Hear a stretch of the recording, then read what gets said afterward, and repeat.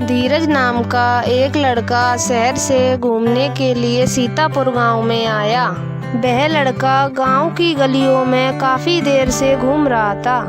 वह लड़का थोड़ा लालची था और काफी देर से घूमने के बाद उसने देखा कि एक देहाती आदमी अपनी चिड़िया को एक पुश्तैनी कटोरे में चावल चुगा रहा था। उसके मन में लालच आया और उसने सोचा कि ये देहाती आदमी उस पुश्तैनी कटोरे में अपनी चिड़िया को चावल चुगा रहा है। उस लड़के ने उस कटोरे को लेने के लिए मन ही मन एक तरकीब बनाई।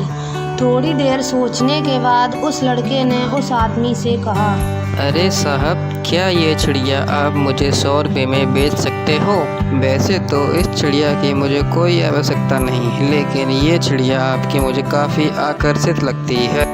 अरे साहब, मैं ये चिड़िया आपको 100 में नहीं दे सकता, लेकिन आपको ये चिड़िया मैं 1000 रुपये में बिल्कुल दे सकता हूँ। उसने मन ही मन फिर सोचा, मेरे लिए तो यह फायदे का ही सौदा है, तो मैं इससे ये चिड़िया 1000 रुपये में ही खरीद लेता हूँ। अरे भाई ठीक है, लाओ दे दो।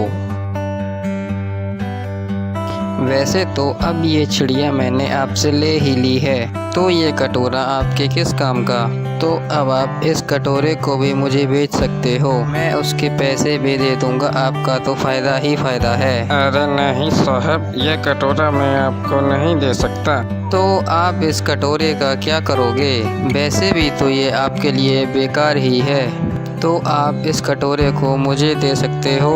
अरे नहीं साहब, ये कटोरा मैं आपको बिल्कुल नहीं दे सकता, क्योंकि ये कटोरा जब से मेरे पास आया है तब से मैं ऐसी 65 चिड़ियाँ बेच चुका हूँ। उस व्यक्ति की बात सुनकर शहरी लड़का अपनी चिड़िया को लेकर उदास होकर वहाँ से चला जाता है। तो बच्चों, इस कहानी से हमें यह शिक्षा मिलती है कि कोई भी काम जल्दबाजी में नहीं करना चाहिए, बल्कि सोच समझकर बिना लालच के